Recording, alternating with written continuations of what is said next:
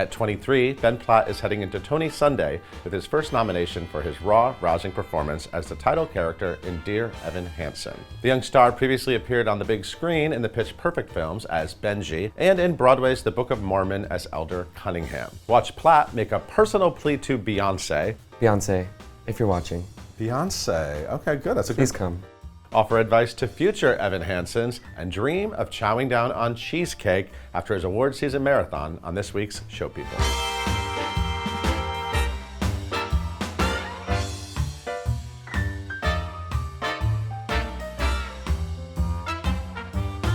Ben, how you doing? Hi, Paul. What have you been up to? It's good to see you. So much has happened since the last time we sat together. You know what? I actually rewatched our interview. It was like a little over 3 years ago, I believe. Little chubbier Ben. At that time, you were the youngest person I've ever had on the show, and I think you still are. Oh, wow. I think even now you still are. What an honor. And now you have a beautiful set by David Corrins. Yes. Look at this. David Corrins of Dear Evan Hansen. He did a little show called Dear Evan Hansen. Fine. And you're involved. That's a show you know. Yes, I'm ASM. Yeah. No, yes.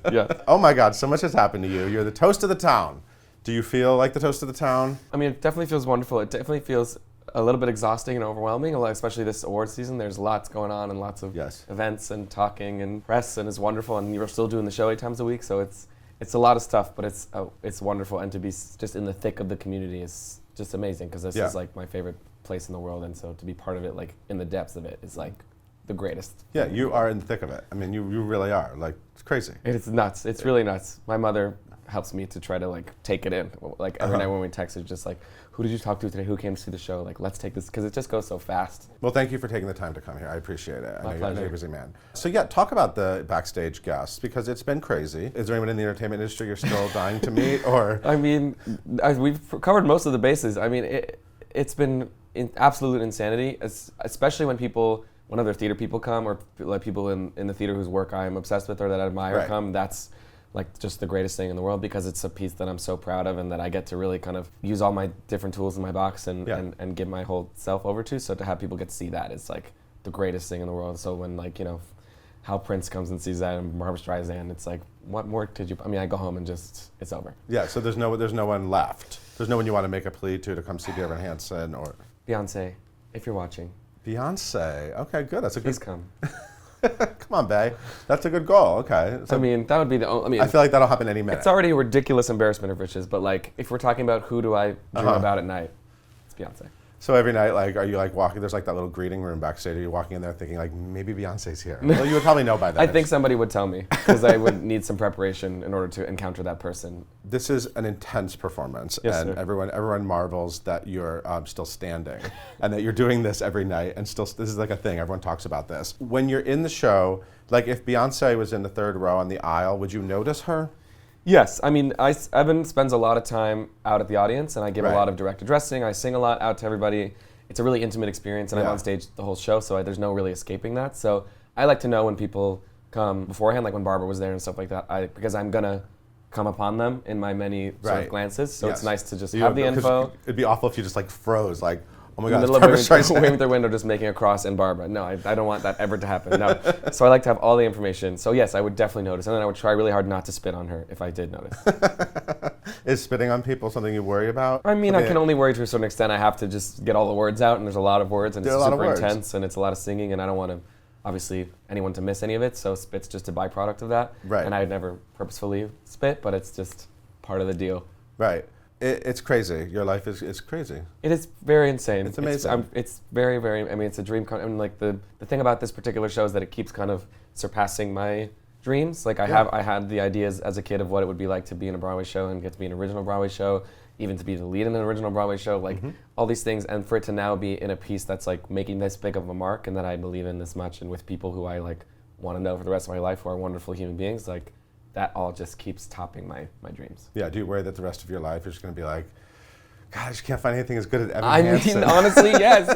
Of course. I mean, especially as far as new musicals go. But I mean, I'm hopeful for the future musical theater that we're going to have lots of crazy, amazing things. But I'm hoping to dip my toe in every water that there is. Yeah, you know, it's a good problem to have. To worry about the rest of the time is a good problem to have. You've actually been performing this show for like almost 2 years. right? When you first stepped in, and you originally auditioned for a different role. Well, I auditioned for Dogfight when I was a kid. Yeah, for Pasek and Paul. Pasek and Paul, Yeah. and didn't get the part. And then the Binge reached out They to were me. like, "Who's this little boy trying to be one of the Marines?" Exactly. It wasn't the right fit. But they reached out to me afterwards, Pasek and Paul, and were like, we loved your audition. We think you're great. We have another project in the future. We're going to be in touch. We'll work together at some point. I was like, okay.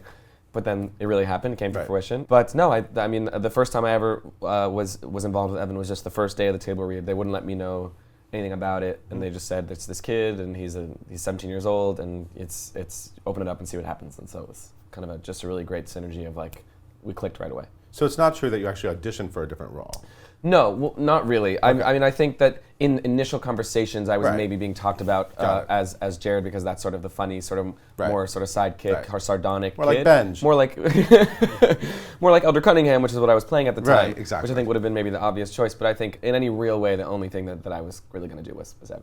Right. How much of you is in Evan Hansen? And I mean, you've said in interviews before that you do have anxiety and you have some similar issues to this story. But how much of a merge is this with you? Sure. I mean, I think it lent itself really well to what I like to do and what I'm capable of. And I think as far as sort of self-effacing humor and anxiety and vulnerability and the style of singing that Pasek and Paul bring to the table and all of that really fit immediately really perfectly.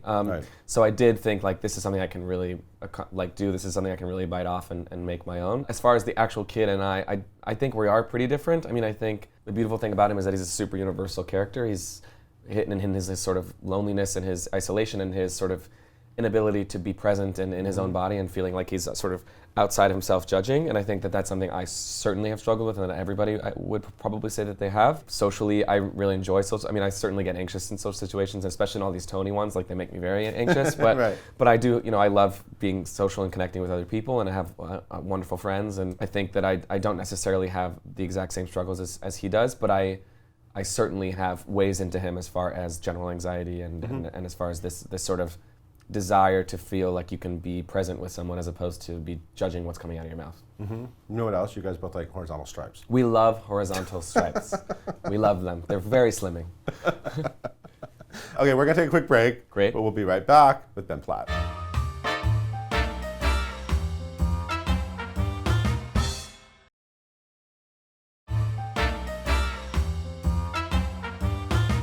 And we're back with Ben Platt. So this is a hot ticket. Sure. How much of your time is spent like filling house seat orders and requests? I mean, are you like a ticket broker at this point?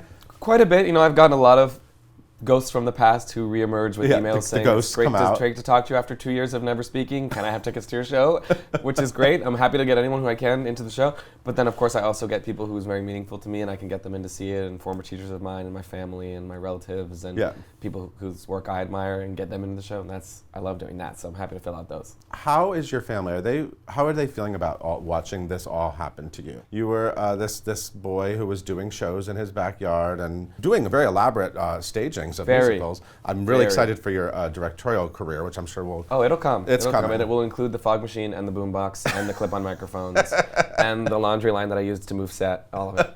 All of it. What do they think of the fact that boy has now sort of reached this moment? I mean, I think we're all working together to try to really take it in and fathom it and understand it, because it feels like such a big sort of escapable thing. It feels like something you can't really fully understand because you dream about it again in all the ways that you can and in all the realistic ways that you can, and then it surpasses that. So I think the nice thing has been to have my siblings and my parents to take each moment in with and know that they're the ones above anyone who are going to understand what each thing means to me and what specific encounters really mean to me and where the history comes from and so I don't know how I'd be getting through it really without them, especially my parents, because it just helps me to sort of A, stay grounded, and B, to feel like it's not running away from me and that I'm taking these things in and I'm going to remember them and that they're going to sort of fill me up, because it goes by in a flash. I know that there's a lot of not talking in your life, right? Certainly. And a lot of resting and probably just sort of sitting and... There's a lot of sitting and watching The Office. Is The Office, is that the go-to? That's what I'm on right now. I've picked shows throughout the run of Evan Hansen to start from the beginning and go through, because they're just little moments in the day between things or after the show where I need to have something on and be So quiet. you binge. What have you binged in the run of Dear Evan Hansen? That's really good. I maybe. did South Park from beginning to end. Wow. Parks and Rec from beginning to end. 30 Rock from beginning to end. The Office from beginning to end. Okay, well, I see what you like. Yes, right.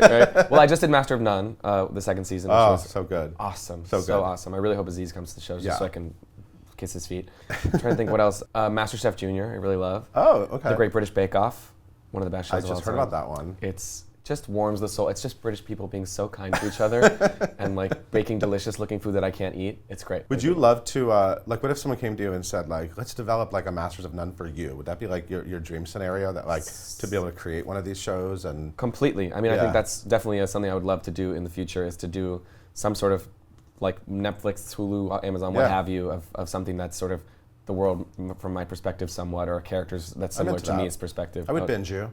Thank you, Paul. That's the biggest compliment you can get. What we sort of touched on before is that your productions were not copycat productions of the original stagings.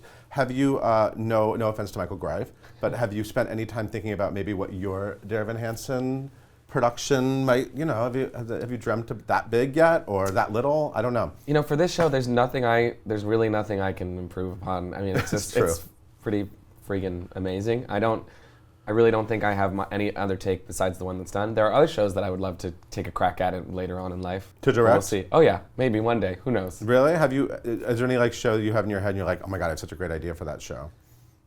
Well, at this point, You don't have to say the idea. I'm not going to give it away. No, at this point, I'm just very actor-y minded. So for me, it's like when you say that, I just think like, I'd love to play Bobby in Company. But like, I don't have an idea for Company. I just like really want to play Bobby. Yeah. Or like George, or like things like that. But it always has intrigued me, that side of things, because again, like that's what I grew up doing. And I feel like I have a pretty good like understanding in my body of like what musicals are. And like that's where I've sort of grown up, and that's where I've sort of found who I was. And so I would love to sort of get behind the creative of it at some point. You've been saying Bobby and Company since the first time you heard, and probably before that, probably since you were 6 years old or something. Since I saw it, my sister Hannah was Kathy in 10th grade. Oh. And I saw her, I must have been, so she was, I guess, 15 at the time, so I was like 11 or 12. And I saw her in it at Harvard Westlake at our high school, and it was so amazing. And as soon as I saw it, I was like, I want to play that part. So ever since then. So it's been like 11 years. Well, it's time. Well, I think I need like another 8 or 9. You have to believe that he time. should have maybe gotten married. So I feel like I need a little more time. It was actually very clever to choose a role that you still had to age into, like early on in your in Rising Up, because you can keep saying it, and then eventually we'll get to see this happen. Yes, one day. It'll actually happen. Of course, we know your brother, Jonah, who was a Broadway.com vlogger, and he was in Wicked. And you have other talents coming up in your family, don't you? Yes, I do. I have a little brother named Henry, right, who is just graduated high school, or is about to in 2 weeks, the Friday before the Tonys graduate, so I have to watch it on video chat. But he is an incredible vocalist, like Groban. Like I sent Josh Groban like a clip of him. I've been able to become friends with Josh because he's the most wonderful person in the world, and we're going through this season together. Yeah. And I was like, I got to tell you, my little brother is coming for you. Like his voice is so gorgeous. It's like he was singing Ave Maria at some assembly, and it was gorgeous. He just played Valjean in his Les Mis in his senior high school musical. So he's got to be. I don't know if he wants to go into this. He's really smart, intellectual kid. You were Valjean too? I was. I did a youth production of it when I was 18 also. Uh-huh. But I don't know. I mean, he could do a million things because he's like a genius kid. This kid. He's going to Penn in the fall. He's maybe going to be in business or in music, or God knows, but I hope at some point he lets everybody hear him sing. He's amazing. People have fallen in love with the score for Dear Evan Hansen by Pasek and Paul. The album is amazing, the cast album. Do you ever listen to the cast album, or is it I guess you listen to it every night? It's weird, yeah, it's weird because I have it all the time. When it first came out, I listened religiously because I was trying to because you dream about being on the cast album, you're like, this is what's going to exist long after the show, and this is the version that's going to live on. So I wanted to feel like I really knew exactly what that version was. So I listened to it a bunch, like the first week it came out, and then not much since then, just because I'm hearing it every night. But I love how much people love it. The first week that Waving Through a Window came out and that track was released, you were like in my ear the entire it was crazy how many times I listened to that song. And which leads me to you were talking about your brother having these great talents. And have you seen any of these YouTube? A lot of people are singing it now. That's the fun part. When a show becomes a thing, people are putting up. Oh yes, the covers and everything. Yes. Yeah. Totally. Have you seen all the fan video? People are singing this song now everywhere. Do you ever at night when you're on Vocal Rush, go on YouTube and just listen to some of this stuff? Totally, and we have this really amazing fan video that our social media team made of a mashup of all of those covers. But it's awesome. It's like people are so invested in this song and in this story that they want to then make it their own, and it's it's amazing. It's like the way that a pop song, you know what I mean? Like Yeah. the way that a pop song takes fire. It's amazing to see that with a musical theater song, like the way like that Hamilton has and all that. It's like, it's amazing. And it's crazy to think that people are going to be, they're going to have your voice in their head for the rest of time. That's the really insane thing. It really is. I mean, because I drove to school listening to Next Normal every day, and like now that like kids are gonna listen to Evan Hansen for years to come, is like probably the cool. Like when all is said and done, like talk to me 3 months from now. That's the coolest thing of all. I think. From the audience, it seems like a very difficult role. Do you have any tips? For like, this video is going to live on, so maybe like 10 years from now, some kid's going to click on this, and he just got cast in it. Do you have any tips for him, for other than don't speak and? Well, I want like a sit down with this kid for like a few days to just like get. You're not going to have head. time to sit down with all these kids. I guess the most important thing would be I have two answers. One would be to make sure that the audience is aware of your intentions at every turn, and that they're seeing all the decisions you're making. You're taking time to let them into that, because as soon as they feel like they don't know what's going on in Evan's head, or that they can't get inside his mind, they start to be against him or to turn away from him. So I think making sure that they are aware of that, and also be not getting so afraid of the terrible things that Evan does that you start to sort of overplay the self-effacing humor, or the like anxiety, or the like I'm lonely, I'm sad, please love me sort of a thing. You have to really trust the material, because the material is beautifully written and it's all there for you. And I think as long as you're playing it honestly beat to beat, the audience is going to be on the ride with you. And I think if you are too much on the offensive with that, it's a little off-putting. So that's actually amazing advice you just gave, and I totally get what you said. I mean, like most people, and I've asked questions like that in the past, and people just don't give a good answer. But that's actually a great answer, because it is a really challenging role, and that's what's challenging about it. Sort of reconciling the actions and the guy and the. So that's very smart. I learned a little bit about acting from your answer. Thank you. We're going to take a little quick break, and we're going to come back and talk about awards season. We'll be right back with Ben Platt.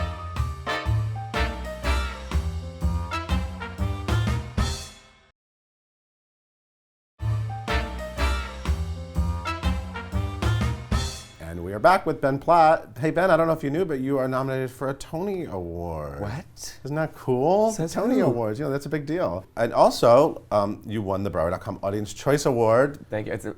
The outpouring of love for Dear Evan Hansen in general was amazing to see, and I'm super honored, and I love how much everybody loves it. It swept. It freaking swept. Yeah. Laura Dreyfus, 3-time winner. Yeah, I know. And one of those is with you, favorite onstage pair.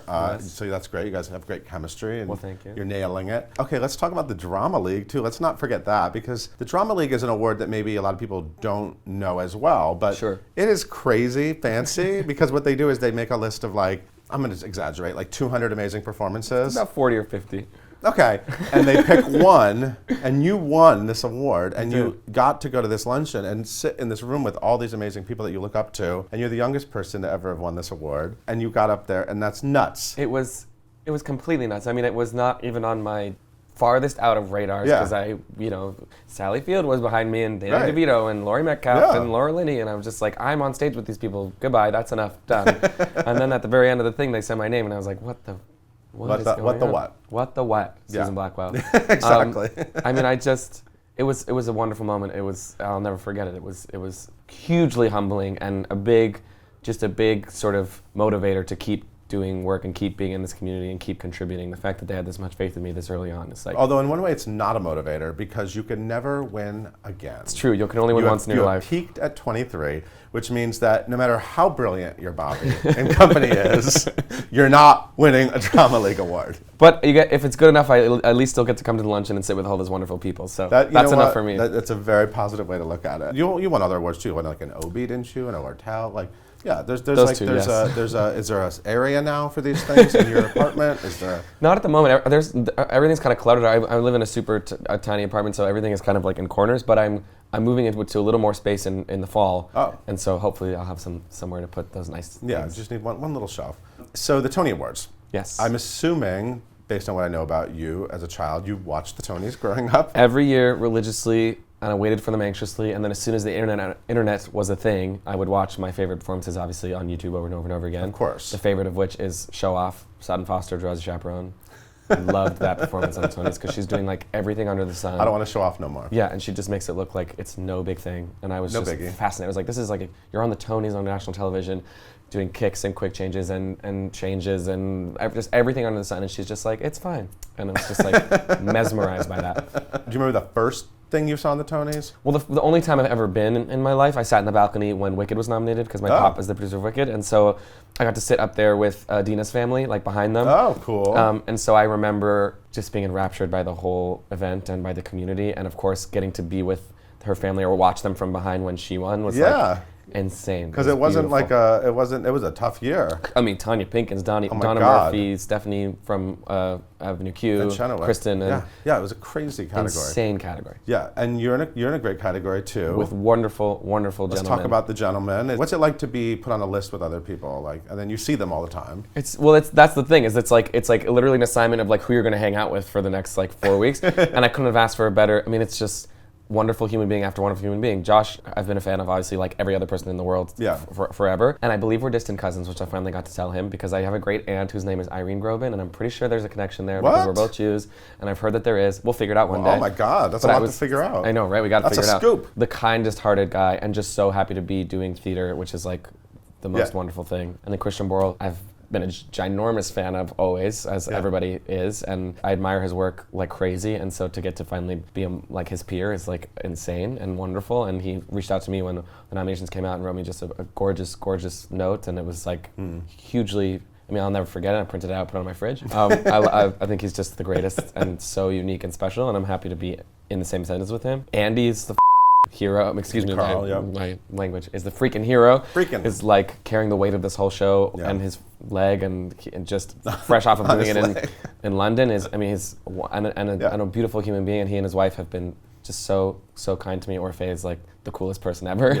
And then David Hyde Pierce is like the king of kings and is a genius. You can't say anything about him except for that he's like the greatest human you'll ever meet. I'm sure that every year people say this, but like this pool of actors is just like full of just kind human beings who are so happy to be part of this season, because this season is like chock full of not just great work, but like all sorts of crazy different kinds of work, and it's all special and different, and it's like you can just feel that it's like a really, I don't know, it's a special group, and everybody just feels so lucky to be in the room. So it's wonderful. But there's only one winner. Paul.